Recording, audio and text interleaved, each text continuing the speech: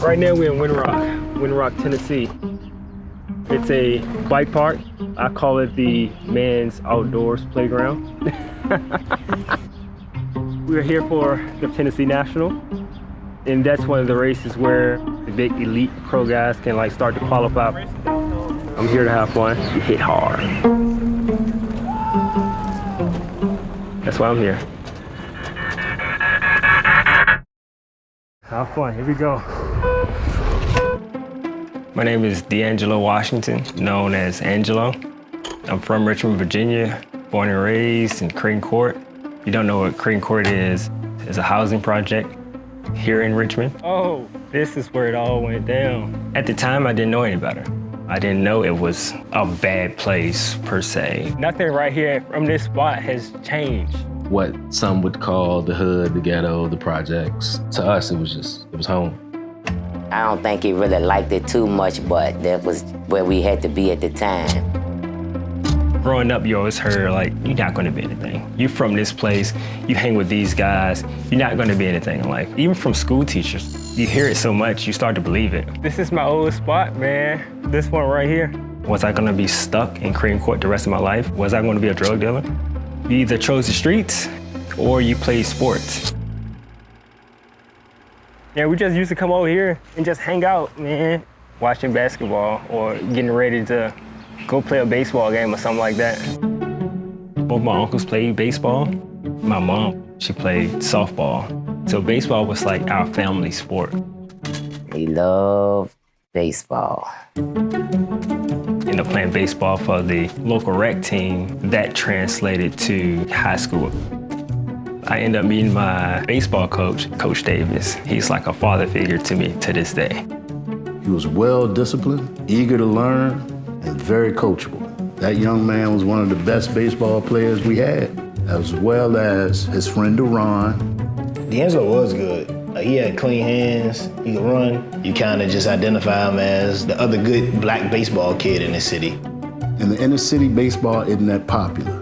It's not ordinary from the demographic and the situation he comes from. We were anomalies. Our skill set in baseball was not close to anybody else that we were playing with. I felt a need to expose these kids to other things and let them know it's something else out here. It's always, man, you better than this. You can play sports and you can get out of here. I was searching for, I'm the next A-Rod. You couldn't tell me that I wasn't gonna be A-Rod.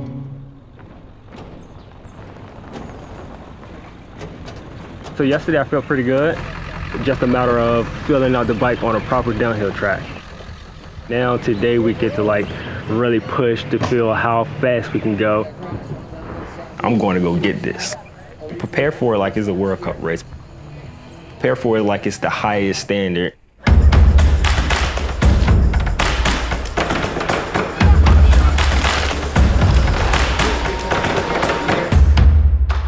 It's a nervous feeling overall until you like actually start riding. And you're like, oh, I've done this before, yeah. So it's just like, oh, pure bliss.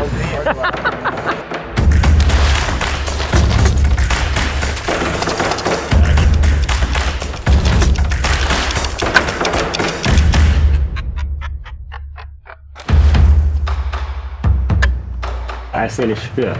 I'm stoked on that one. So that's a confidence boost right there.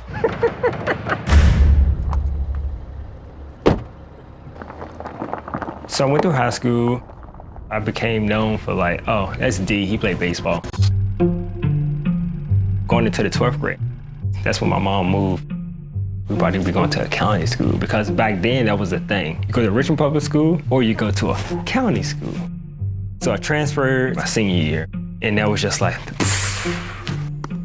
it was clean. I never had to worry about being in a fight. And that's when I learned about the SATs. Like guys was already getting like offers to go to school. I'm like, hold on, what? Like, yeah, I play baseball. Like, I'm pretty decent at baseball. Like, well, I'm not getting a scholarship. The only limit that we ever had was exposure. If we had social media, it would look different. Nobody was coming to Mosby and Creighton and watching any black kid play baseball, and they still not. I can't afford to go to school. It was too late for me. Stopped school, started working at Home Depot. 2008. At that point, I had my first daughter, pretty much going through a lot. I kind of like did some research. I'm like, how can I get back into baseball? I just love it too much. NABA, National Adult Baseball Association. One of my friends, he said, yo, I'm managing a team this year. I need you to come play. I'm like, oh, for real? Just count me in. Welcome to the big leagues, welcome to the big time. Pressure peaking levels when you're heading for that big So when we're young, we're fit, we're in shape, we're cocky. We wanted to pull up to a baseball game, play our young Jeezy, be fly, and kick your butt. If you would have seen how all of us carried ourselves, you wouldn't know us from a major league team. We were putting the work in. If he wasn't at practice, he was still practicing. Worked our butt off to get to be that premier spot in the league. We were literally on top of the world. So that's what made the accident so bad. 2014 season rolled around. This was our season. We was going to win a championship. Game start, we get a guy on first base. Me and Deron, we're just talking outside the dugout. This guy, he's up on deck warming up. I remember him saying the bat is so end loaded, right? Which just means the end of the bat is heavier because he had the bat weight on backwards. He goes to swing the bat with the bat weight on, and the weight come off, just hit me, bam. Completely crashed the right side of my face. His head hits the back of the wall and he's sliding down the wall. Blood shoots everywhere, projectile. Teammate go, I got his teeth. He didn't want me to see him. He just kept on saying, no, no, I don't want you to see my face. Get plastic surgery on my lip that night. And I had to get reconstructive surgery that next Friday. When I got that text, my heart just dropped. I had 5 fractures in my face. The biggest one was from here. That kind of like traveled all the way across. The scary one was this one right here. Kind of like threw off my vision, messed with my depth perception on the field.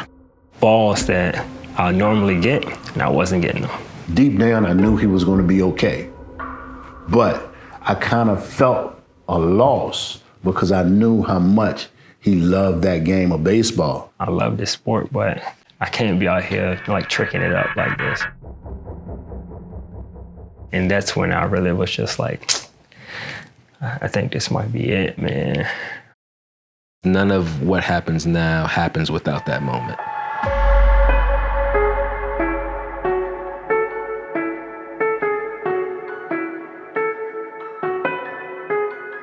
He was actually fairly new to writing when I met him. He just seemed curious. 2015, coworker Jeff Haas. One day during lunch, he was just like, hey, Angelo, you wanna take my bike out for like an easy stroll? Richmond area really has good mountain biking. He didn't know the trails at all, right? He was unfamiliar with it. I really don't want to do that. You know what I look like. I'm a baseball player. I play real sports, right?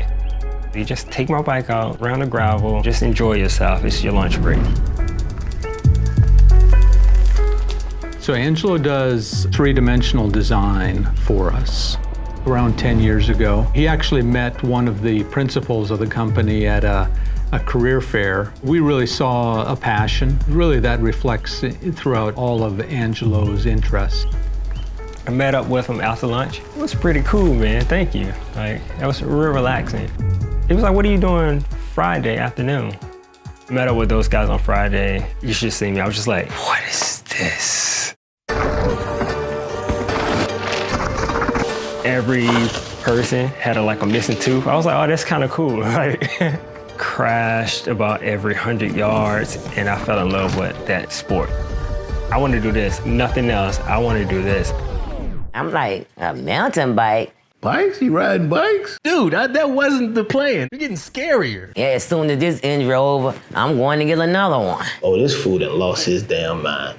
You are dealing with a god, yeah. You don't really want them props, yeah. Get it done with just a nod. It gave me a thrill, and it was a new challenge. This is like taking me out. Like, this is fun. I didn't understand it. That's not a cultural thing for us. Didn't even know it existed. It didn't take long before he surpassed me in speed and endurance. The first time he showed me footage, I was like, did you speed this up? And he's like, no, this is real time. That's another example of how he's not cut from the same cloth. Once he says, this is what I'm doing, that's what he doing. Holy shit! And I noticed that same love and passion for baseball. Baseball is real technical. Scanning the trail is real technical. So as we scan up and down the trail, it's the same thing. We're just taking in information, just like taking in a ground ball. I remember one day saying, you're gonna replace baseball with writing. He was like, never. Ask him how that is now. My first 3-4 years, I took it as I'm preparing like I'm a World Cup racer. My first downhill race, I ended up winning. I did it! Hell yeah, dude! I did it! Hold up, me? Me, single me. You are dealing with the god, yeah. That probably was the most stoked I've ever been with myself. Sure enough, I'm seeing videos, I'm seeing competitions, raising in the ranks. One year, he was on the cover of a magazine. My son still got it in his room. At one point, Verna was calling me podium baby. Every race, I was on the podium. Man, anything this young man touched would turn to gold. Mountain biking. It gave me a new identity. I hop on my bike and like whatever I was going through, it's out the door. I'm in the woods now. As a whole, as a community, it's so welcoming. Hey, got it. How'd you go? Oh, dude, how was that run, man? But I don't get to fellowship with like other black men or women like on a race circuit. Their comfortability is not there. When we started coming out to races, we were the only black face we would see. When I first started racing, I was actually pushing up to the start gate. It was like a few older black ladies. And she goes, baby, we don't do this. That's a white person sport. It's always been, I get weird looks from other black people. You're crazy. Black people don't do that. Why can't I do this? Am I not supposed to be riding a bike? Okay, watch this. Thing about both of us is that we'd rather do the other thing, always. You can't duplicate, ain't no copy paste DeAngelo. He individual. All of us have tattoos on our wrists that says D4G, and that stands for Destined for Greatness. We honestly just landed in better situations with that mindset. As far as mountain biking go, we kind of limit ourselves. We just need the exposure to say I'm here. And so now he's getting an opportunity to display who he is, what he is. I'm just glad that he was bold enough to stay the course. Certain things that we have to break ourselves.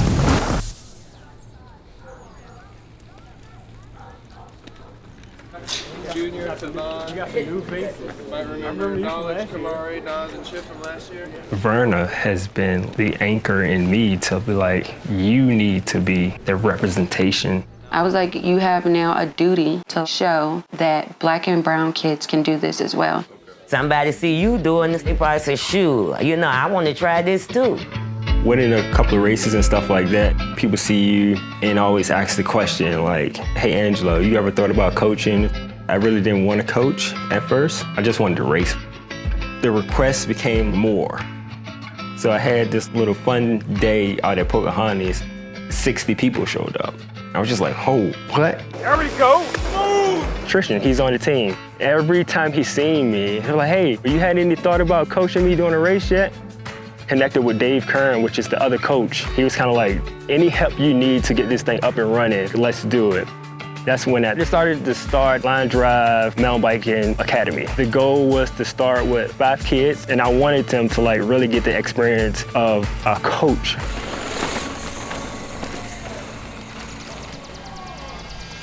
Good. Everything on here is good. You just want me to sign this one right now? Yeah, I'm just down at the bottom. Last year, it was kind of a rough year for me racing. I decided to push myself, and come to find out, I was pushing myself and making mistakes.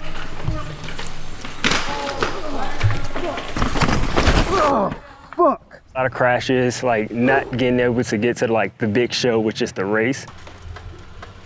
So basically, I got a pretty big deal fracture. So I go get an MRI on Friday, just to make sure my ACL is still intact. But if that's still intact, she said 6 to 8 weeks, and then start some PT. Hey! Oh, so they did give you a new brace. Yeah, they gave me a new brace. He's had quite a few injuries lately. It can be stressful, because then you think about work, and you think about the kids. Look at that, look at that. Me being realistic, I can't race pro because it takes way too much dedication. I got a family and kids. I can't afford to do that. Yeah, good job. If I can't be healthy, I can't give them 100% of me. So I got my chest protector on. In this season of our life, we're plus 2 to 3 kids now. It's more about who we've become as men. I was starting to take it way too serious, like I was taking baseball. Coming from that face injury, like the sport wasn't the same for me anymore. I don't want that to happen to me now. When I crashed at Rock Creek, I was so wrapped up on self. I was so low until the kids on my team came to me in the pits. Don't let it get to your head. Try not to. I know. Don't let it get to your head, because the whole season's gonna be like this. Every last one of them said, "You can't quit, man. We come to race because you're racing." And it's kind of like, I'll race, but this is what it is right here. I'm finding my ground again and like coaching.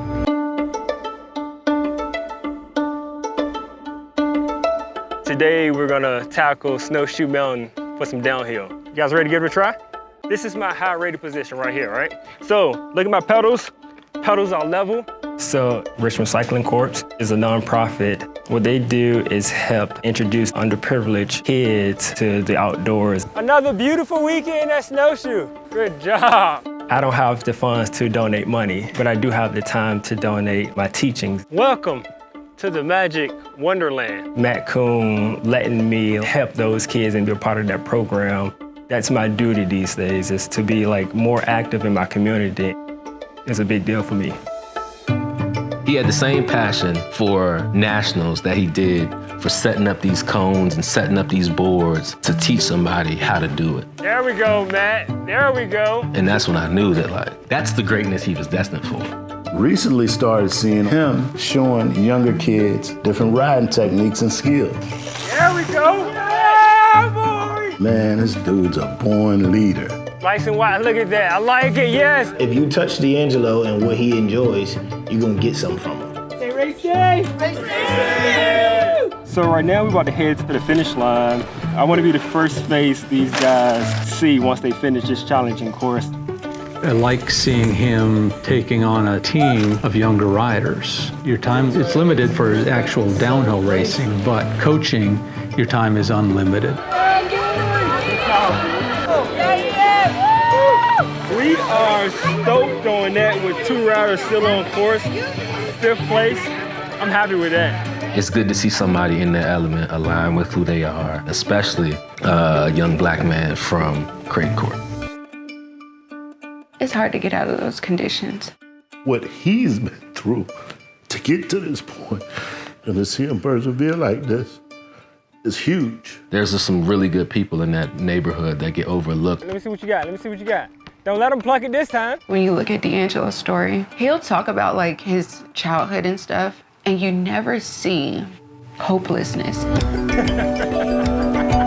To know that he is having the ability to like reach back and show these kids like there is hope, it is tangible. Yeah, start to have fun on that bike. Him teaching it now allows for kids from Creighton Court to have access to a way that they had no idea existed. It was challenging. It really taught me, I'm gonna say, a lesson.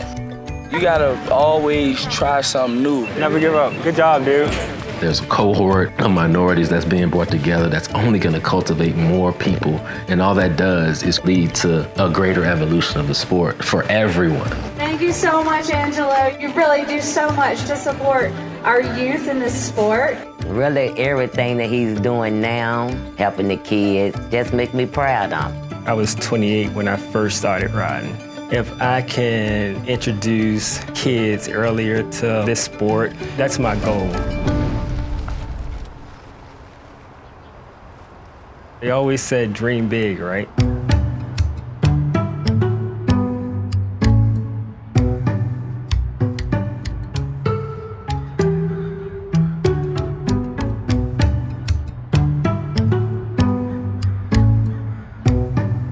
Tell DeAngelo soon, I'm coming for a lesson. Coming for a lesson very soon.